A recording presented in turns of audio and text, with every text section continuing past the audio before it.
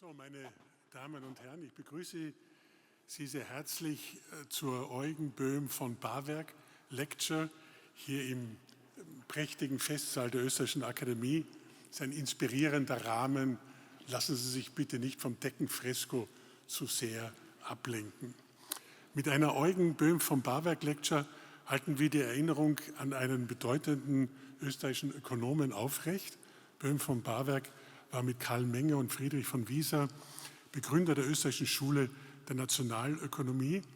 Sie lehnte, diese österreichische Schule, den mechanischen und deterministischen Ansatz der klassischen Ökonomie ab, betonte die Einschätzung und Handlungen von Unternehmen und Konsumenten und war auch der Meinung, dass Eingriffe in den Markt in der Regel nicht sehr effizient und erfolgsversprechend sind. Kaum zu glauben, in einem Land, in dem über die Schriftgröße der Preisschilder im Supermarkt nachgedacht wird oder über die zwangsweise Bereitstellung einer billigen Speise in Restaurants in Österreich auch ernsthaft diskutiert wird. Böhm von Bawerk war Universitätsprofessor in Innsbruck und Wien, zwischen 1895 und 1904 Finanzminister und von 1911 bis zu seinem Tod Präsident dieser Akademie. Ich begrüße sehr herzlich unsere heutige Rednerin, Professorin Isabel Schnabel, Mitglied des Direktoriums der Europäischen Zentralbank und korrespondierendes Mitglied im Ausland der ÖRW. Herzliche Gratulation auch noch zur Wahl, auch wenn meine Gratulation schon etwas verspätet ankommt. Ich begrüße auch sehr herzlich Robert Holzmann, bis 2025 Gouverneur der Österreichischen Nationalbank und ebenfalls Mitglied unserer Akademie. Isabel Schnabel und Robert Holzmann waren die geldpolitischen Falken in der EZB, die sich für eine strenge Geldpolitik zur Bekämpfung der Inflation einsetzten und damit für einen harten Euro eintraten. Ich danke Ihnen herzlich dafür. Apropos Euro und EZB, bei aller manchmal auch berechtigter Kritik, der Euro ist eine Erfolgsgeschichte des europäischen Integrationsprozesses. Sie haben vielleicht es ähnlich gemacht wie ich. Nach jeder Auslandsreise wurden die übrig gebliebenen Scheine und Münzen der jeweiligen Landeswährung in Kuverts verpackt, um sie dann bei der nächsten Auslandsreise wieder mitzunehmen, worauf man aber in der Regel beim Reisetrubel vergessen hat. Es war eine mühsame Zeit. Ich war vor der Einführung des Euro Professor an der TU München und musste immer 2 Geldbörseln mitführen. Einmal Schilling, einmal D-Mark und sie müssten immer gut gefüllt sein. In der Silvesternacht zum 01.01.2002 freuten wir uns, meine Frau und ich, sehr, erstmals am Bankomat Euroscheine abheben zu dürfen. Wir waren damals interessanterweise Anfang 2002, aber in der Minderheit, denn zumindest die Hälfte der Bevölkerung lehnte damals die Gemeinschaftswährung ab. Heute ist das ganz anders. Das Vertrauen in den Euro ist in Österreich mit rund 75% auf einem Rekordniveau. Quelle ist Eurobarometer 2025. Die Zustimmung zur Wirtschafts- und Währungsunion ist höher als zur Union insgesamt. Und mehr als die Hälfte der Österreicher und Österreicherinnen, 55%, sieht positive Auswirkungen des Euro auf die nationale Wirtschaft. Die EZB selber ist bei der Bevölkerung bekannt und weist hohe Vertrauenswerte auf. Immerhin vertrauen in Österreich 58% der Bevölkerung der EZB. Das ist der höchste Wert seit der Einführung und seit es diese regelmäßige Befragung gibt. 34% haben wenig Vertrauen und 8%, typisch österreichisch, die wollen sich noch nicht ganz genau festlegen. Mit diesen hohen Vertrauenswerten bin ich bei Ihnen, sehr verehrte Frau Schnabel. Isabel Schnabel ist Professorin für Finanzökonomie an der Universität Bonn, derzeit aber beurlaubt, denn sie ist, wie gesagt, seit 2020 Mitglied des Direktoriums der EZB und dabei zuständig für Marktoperationen, Forschung und Statistik. Sie war bis zum Antritt dieser Position auch Mitglied im Sachverständigenrat zur gesamtwirtschaftlichen Entwicklung, dem sogenannten Weisenrat, der in Deutschland eine ganz besondere wirtschaftspolitische Bedeutung besitzt. Professorin Schnabel studierte Volkswirtschaftslehre in Mannheim, in Paris, in Berkeley und promovierte an der Universität Mannheim. Ihre Forschungsschwerpunkte liegen in den Bereichen Finanzstabilität, Bankenregulierung, Zentralbankwesen, internationale Kapitalströme und Wirtschaftsgeschichte. So entnehme ich zumindest ihrer Homepage. Ihre Arbeiten wurden in führenden Fachzeitschriften veröffentlicht. Isabel Schnabel ist Mitglied der Berlin-Brandenburgischen Akademie der Wissenschaften, korrespondierendes Mitglied der Nordrhein-Westfälischen Akademie der Wissenschaften und eben auch Mitglied der Österreichischen Akademie der Wissenschaften, worüber ich mich sehr freue. Frau Professorin Schnabel wird uns einen gewissen Optimismus mitgeben, so vermute ich und so lese ich es auch aus der Vortragsankündigung. Wir oder ich zweifeln ja manchmal an diesem Europa, welches auch so umständlich sein kann. Da haben wir endlich ein Freihandelsabkommen mit Südamerika abgeschlossen und die politischen Ränder links und rechts schicken es in die Warteschleife. Wir setzen uns zu Recht für eine bessere Welt ein und schaffen aber dann mit dem Lieferkettengesetz ein für viele Unternehmen mühsames und bürokratisches Instrument. Und wir beschließen eine Renaturierung von Fließgewässern, bin als Geograf vollkommen dafür, aber schaffen gleichzeitig ein Monitoring mit arbeitsaufwendigen Zählen von Fischen, Insekten und Pflanzen. Sie schieben, so entnehme ich Ihrer Ankündigung, all das beiseite und betonen die strukturelle Stärke der globalen Industrie, der europäischen Industrie, die global ist, die verlässlichen Prinzipien unserer Rechtsstaatlichkeit, die gut ausgebildeten Talente dieses Europas und seine starke Forschung. Gut so.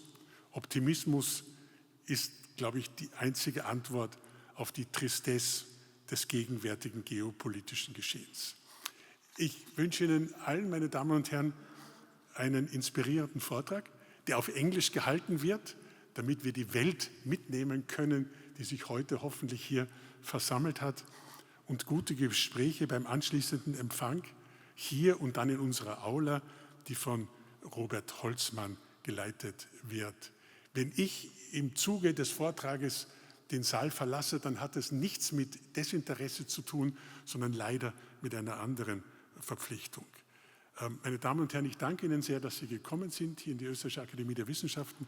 Frau Professorin Schnabel, die Bühne gehört sozusagen Ihnen. Dankeschön.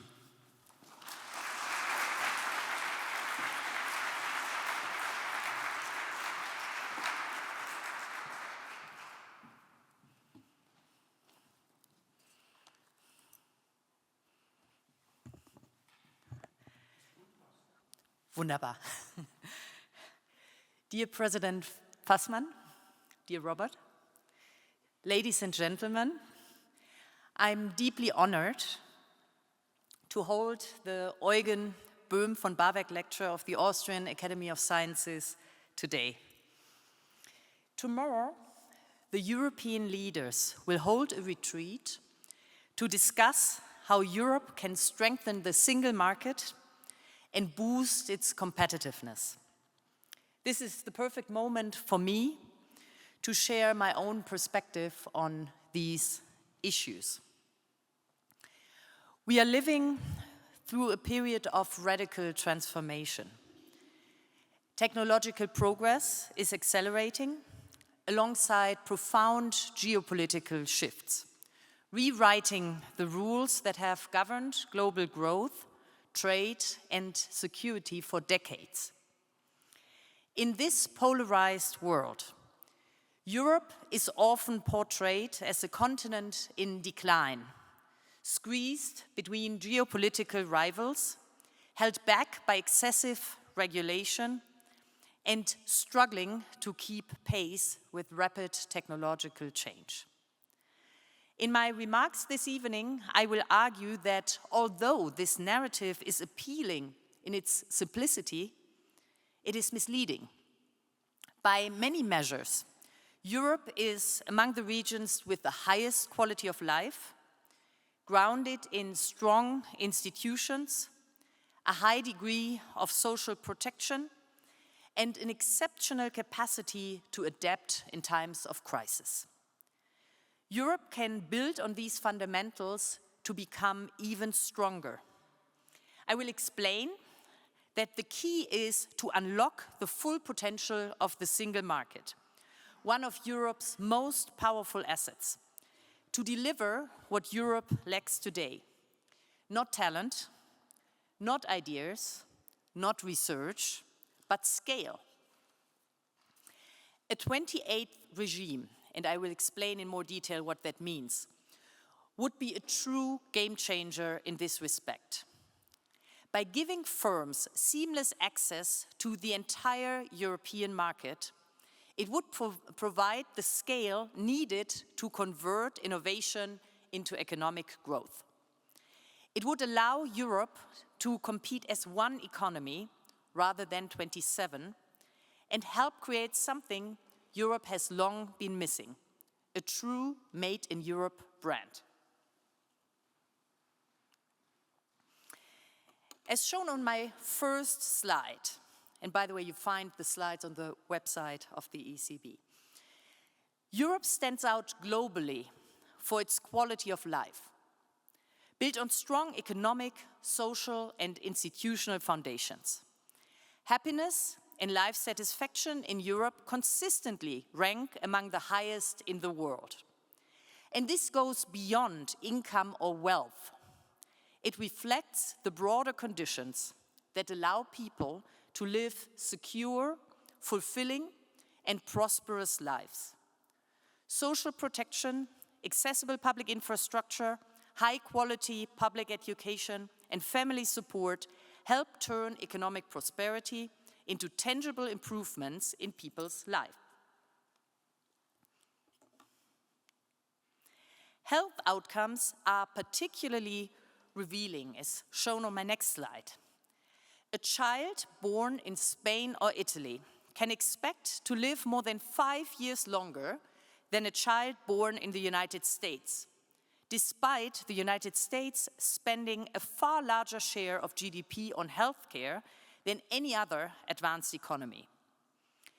Even among the wealthiest Americans, mortality rates are merely at the level of the poorest populations in parts of Europe.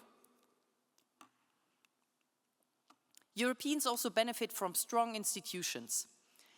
A growing share of the world's population now lives under de facto autocratic rule, while attacks on democratic freedoms continue at an alarming pace.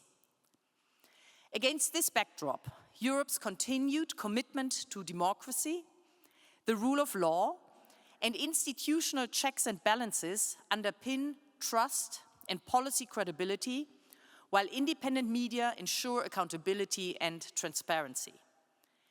These institutions and principles give people confidence in their future and in the fairness of society, even in the face of adversity.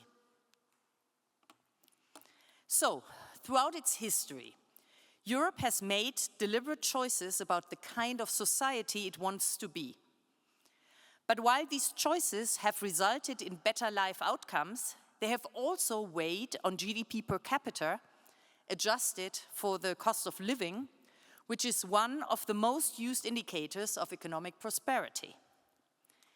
By this measure, the euro area ranks below many other advanced economies. Part of this difference reflects the fact that some euro area economies are still catching up, mainly in Eastern Europe. These countries are mostly growing rapidly, but their incomes remain below the euro area average, which dampens the headline number.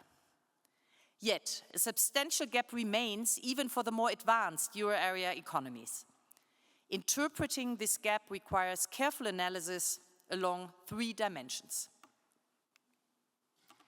First, a large part of the gap in income levels reflects less work rather than less productive work. And you can see this on the left-hand side. On average, an employee in the United States works around 40 days more per year than an employee in the euro area. A simple counterfactual, which you can see on the right-hand side, shows that if Europeans were to work as many hours as Americans, holding productivity per hour and the employment rate constant, euro area real GDP per capita would be 21% higher. This is the red shaded column in the middle. That would close about 2/3 of the current real income gap with the United States. So, part of the observed difference in relative income levels reflects preferences and institutions rather than low productivity. Shorter working weeks, more generous vacation entitlements, and a higher prevalence of part-time employment in Europe are the result of institutional, social, and personal choices. Second, growth in Europe is more inclusive. Real GDP per capita is an average across regions, individuals, and sectors, which means that very high incomes at the top of the distribution can pull the mean upwards. The left-hand chart shows that in the United States, that's the blue line, the top 10% of earners today account for around 37% of national income after taxes, a considerable rise since 1980. In the euro area, the share is significantly lower, around 27% on average. So, in the United States, a large share of income does not accrue to 90% of the population. The typical American lives in a $45,000 economy, not in a $67,000 US dollar one. This difference also reflects that recent income gains are increasingly concentrated in certain sectors and regions. The right-hand chart shows that since 2000, more than a quarter of total growth in value added per employee in the United States has accrued in the information and communications technology sector, an industry that accounts for less than 2% of total employment. As the exceptional expansion of large technology companies has been concentrated in a small number of US states, the growth performance of the typical state has been more modest, even as aggregate GDP per capita has surged. Indeed, growth in real GDP per capita in the median US state, that's the yellow line, and in the median euro area country has evolved largely in lockstep. In recent years, growth in the median euro area country has even outpaced that of the median US state. Standard GDP per capita comparisons thus overstate the disparity in living standards between the United States and the euro area. Europeans work fewer hours, enjoy strong social protection, and live in more equal societies.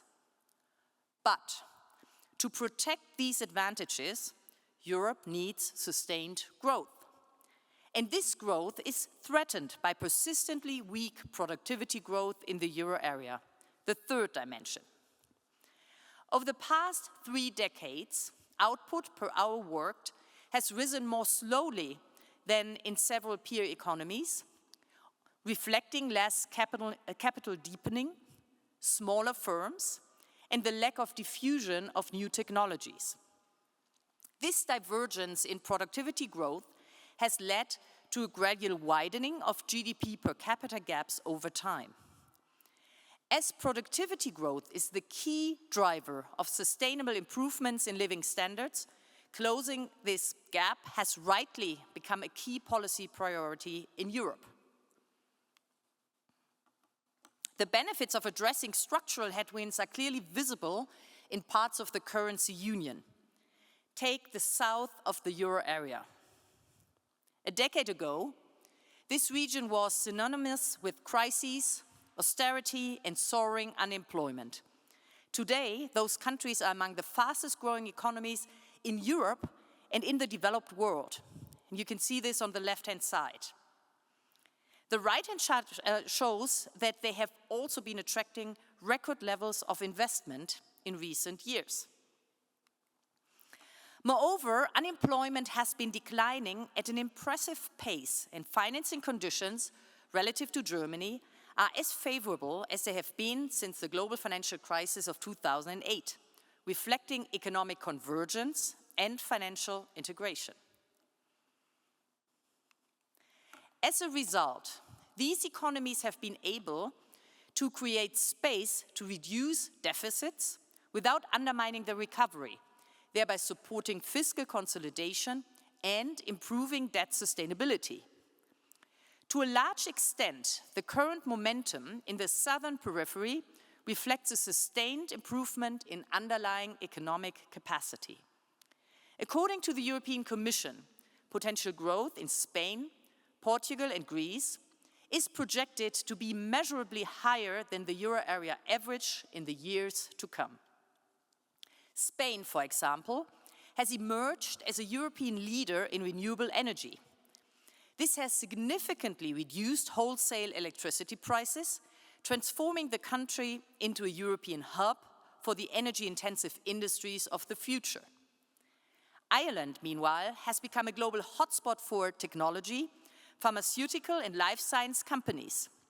It is one of the most efficient countries in which to do business, and it has the highest share of tertiary students in natural sciences, mathematics, and statistics fields in the EU. This transformation is the outcome of political choices and social resilience. These economies had to endure painful adjustments when structural change was unfolding, and the population was willing to embrace these changes. This is partly also a European success story. Through instruments such as Next Generation EU, substantial common resources were mobilized to support investment, accelerate reforms, and strengthen growth potential in countries that had limited fiscal space to overcome the COVID-19 pandemic. So, the narrative that Europe is underperforming does not hold up in large parts of the currency union. Today, economic headwinds are felt most acutely in the euro area's traditional core, albeit for different reasons. In France, efforts to reduce the fiscal deficit have stalled due to political resistance. Sustained consolidation will depend on striking a careful balance between spending and growth-enhancing policies, a task which will require difficult political compromises. Some European countries have struggled to regain momentum after the pandemic. Austria, for example, was in recession both in 2023 and 2024 and grew only moderately in 2025. Most attention has, however, focused on Germany, which has been navigating an extended period of subdued growth. From 2019 to 2024, its real GDP per capita fell by 1.5%. The headwinds are numerous, as you can see on this slide. Demographic change is increasingly weighing on potential growth, shown by the green bars in the left-hand chart, and thus on the sustainability of social security systems. Energy costs remain elevated compared with pre-pandemic levels, and protectionism as well as global competition, especially from China, are hitting Germany particularly hard. As export growth has softened, Germany's economic weakness is often attributed to a deterioration in competitiveness. While this has played a role, treating eroding export market shares as the main cause of stagnation is a misdiagnosis of the problem. In fact, Germany's export performance neither dramatically outpaced its peers before the pandemic, nor has it materially lagged behind since. Over the past 10 years, Germany's real goods exports have broadly tracked the global cycle, as shown on the left-hand side. Germany also did not boast particularly high growth when it ran massive trade surpluses. You can see this on the right-hand side. On average, between 1999 and 2019, it grew by just 1.4% annually, less than most other advanced economies. The key shortfall, therefore, is not a collapse in external demand or unique deterioration in competitiveness. Rather, it is a sustained weakness in domestic demand that makes Germany's economy more prone than others to crises abroad. Especially in a more fragmented world, its export-driven business model is no longer viable. Since 1999, real private consumption in Germany has grown by less than 1% per year on average, significantly less than in most other advanced economies, as shown on the left-hand side, as the reforms implemented in the early 2000s intentionally suppressed real wage growth. These policies reduced the labor share and increased corporate profits and savings, mirrored in the sharp rise in Germany's current account surplus, shown on the right-hand side. As domestic investment remained subdued, these savings were essentially exported, financing growth elsewhere. If German households and firms had consumed and invested more over the past 2 decades, the trade surplus would have been lower, but GDP growth would likely have been stronger and more balanced. Even today, Germany's current account surplus continues to significantly exceed the level suggested by economic fundamentals. Estimates by the European Commission suggest that Germany would be expected to post a current account surplus of about 1.2% of its GDP, a fraction of the current level. Germany is now taking steps to address this macroeconomic imbalance and the decline in potential growth. Fiscal policy is one key instrument. The fiscal impulse now taking shape is the largest since the Second World War and is a welcome step in the right direction. Targeted public investment in infrastructure, support for the green and digital transformation, and measures that strengthen Germany's defense capacity not only bolster domestic demand, but also enhance the supply side, thereby lifting the German economy out of stagnation. Higher public spending, if, and this is an important if, allocated wisely and accompanied by structural reforms, boosts potential growth and crowds in private investment. And this channel is particularly important in Germany, where firms have historically responded to rising energy costs and excessive bureaucracy by expanding production abroad. This is reflected in Germany's outward foreign direct investment position, which has increased strongly in recent years, as you see on the left-hand side. In other words, the domestic investment gap is not due to a lack of profitable investment ideas among German companies. It is an allocation choice. Germany's industrial know-how remains formidable, but its capital is highly mobile. The country's hidden champions, specialized firms that dominate global niches, continue to innovate and expand. At the latest count, Germany still hosts nearly half of the world's hidden champions, more than the United States, China, and Japan combined, shown on the right-hand side. With an ambitious reform agenda and a courageous investment initiative, Germany can anchor more private capital, innovation, and growth within the country. And given its fiscal position, Germany can afford this response, especially if the measures help reverse the trend decline in potential growth. If they do, the additional spending will strengthen rather than weaken Germany's fiscal sustainability, with positive spillover effects to the rest of Europe. All in all, these points reinforce the broader message that the picture in Europe should be one of optimism, not because the challenges are small, but because Europe has the capacity and the tools to meet them. Europe has a vast reservoir of talent, ideas, and research. In absolute terms, the EU produces more publications than the United States in every major subject area and is on par with China. Each year, Europe also generates more early-stage startups than the United States. Europe is not yet losing the AI race either. History shows that the bulk of productivity gains from past general purpose technologies have come not from inventing them, but from adopting them widely across the economy.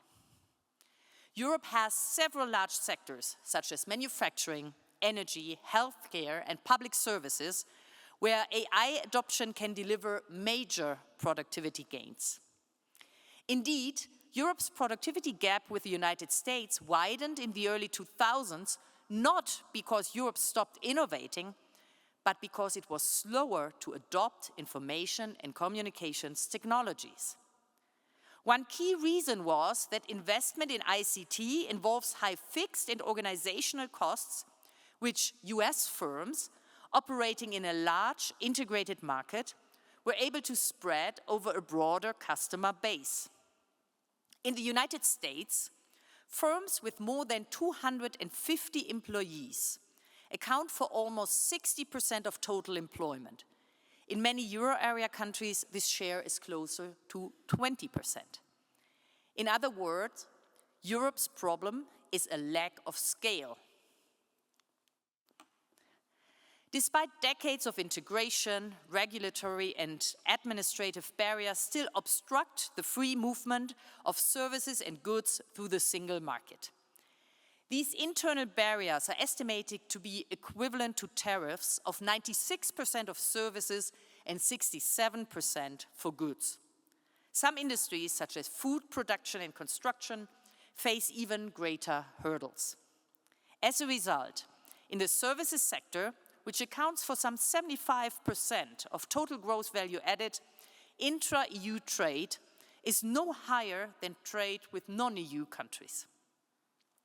Many proposals on how to reduce these internal barriers are already on the table, ranging from deeper capital markets integration to a common European energy, defense, and digital infrastructure.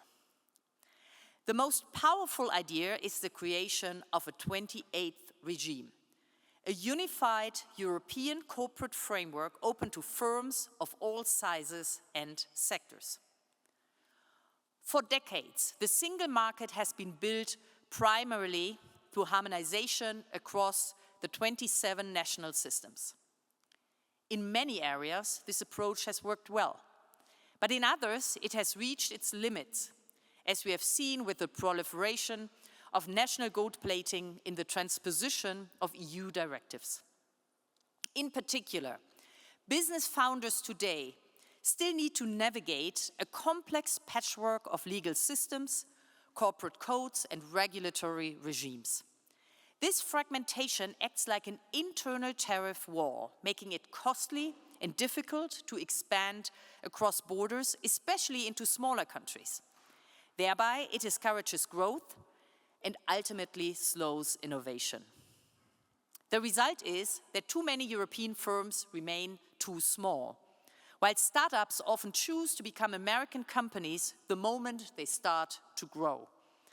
A striking number incorporate not under European law, but as Delaware corporations, often well before they have any meaningful presence in the United States. As a result, many unicorn companies in the United States have European founders. This is no accident. Incorporating a company in Delaware takes just a few days or even hours and comes with very low costs. The legal framework is standardized, predictable, and immediately understandable by global investors. By contrast, scaling across Europe still requires legal reinvention country by country, with costly notary procedures and fragmented firm registries.